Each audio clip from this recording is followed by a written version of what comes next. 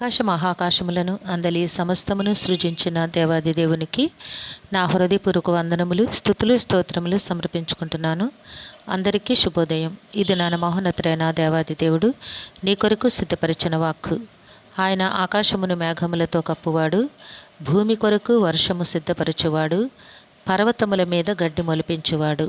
దేవుని నామమునకు మహిమ కలుగును గాక. ఈ మాటలు కీర్తనల గ్రంథము 147వ అధ్యాయము 8వ వచనములో వ్రాయబడి ఉన్నవండి.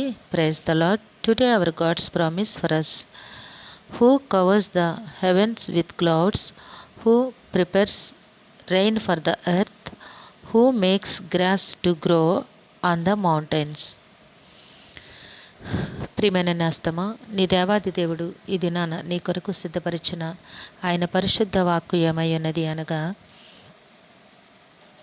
నీవు నమ్మిన దేవుని యొక్క శక్తిని గూర్చి, ఆయన ఔన్నత్యమును గూర్చి నీకు ఆయన ప్రకటన చేస్తూ ఉన్నారు. ఏమిటి అంటే, ఆకాశమును మేఘములతో కప్పువాడు, భూమి కొరకు వర్షము సిద్ధపరచువాడు, పర్వతముల మీద గడ్డి మొలిపించువాడు. ఎవరు?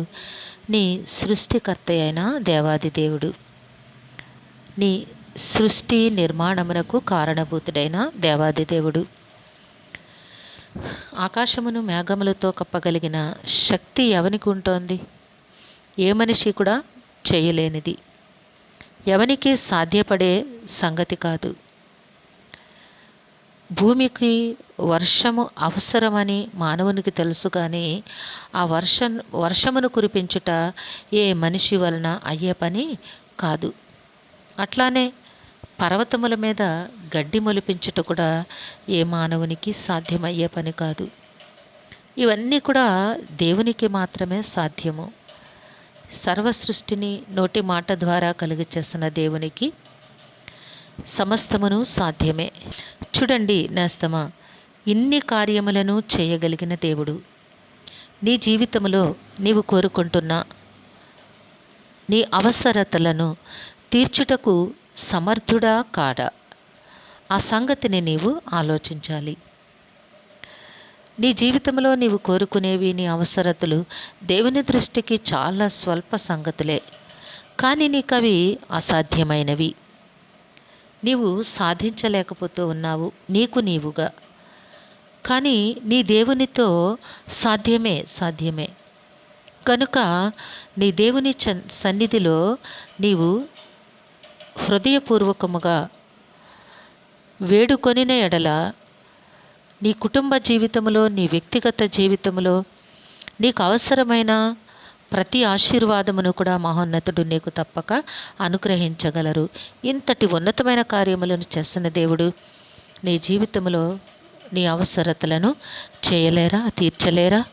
వాటన్నిటినీ కూడా తీర్చగలిగిన సమర్థుడై ఉన్నారు. కనుక నేస్తమా, దేవుని శక్తిని, దేవుని ఔన్నత్యమును గూర్చి నీవు విశ్వాసముతో నీ జీవితంలో కూడా దేవుడు అట్టి కార్యములను చేయగలిగిన సమర్థుడై ఉన్నారు అని నీవు విశ్వసించాలి, నమ్మాలి.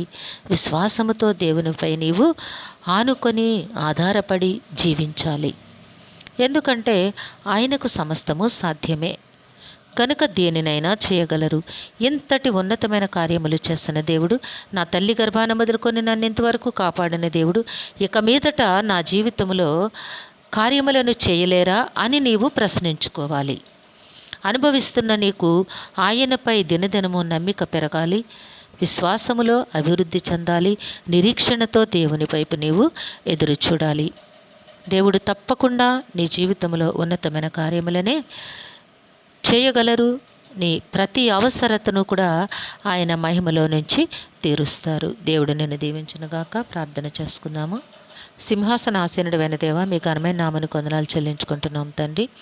మీ బిడ్డకి ఇచ్చిన పరిశుద్ధ వాక్కును బట్టి స్తుతులు సమర్పించుకుంటున్నాం రాజా. మీ బిడ్డ జీవితంలో ఉన్న ప్రతి విధమైన శోధనలు తొలగించండి, సమస్యలను దూరపరచండి. వారికి ఉన్న ప్రతి అవసరతను కూడా మీ మహిమలో నుంచి తీర్చమని, వారి కోరికను సిద్ధింపచేసి వారి ఆలోచన యావత్తును సఫలపరచమని మీ కాళ్ళు పట్టి వేడుకుంటున్నాము నాయన. ఈ దినము పుట్టినరోజు, వివాహ దిన మహోత్సవములు జరుపుకొంచున్న బిడ్డలందరికీ మీ ఆశీస్సులు అనుగ్రహించి దీర్ఘాయుష్నిచ్చి కాపాడమని ఈ ప్రార్థన మా రక్షకుడును మీ ప్రియకుమారుడైన యేసుక్రీస్తు పరిశుద్ధ నామమున అడిగి వేడుకొనుచున్నాము తండ్రి. ఆమెన్. జీవాధిపతి అయిన దేవుడు మీ కుటుంబ జీవితంలో ఉన్నతమైన ఆశీర్వాదములు అనుగ్రహించి మిమ్మును ఆయన నామ మహిమ కొరకు జీవింపచేయునుగాక. Amen, amen, amen.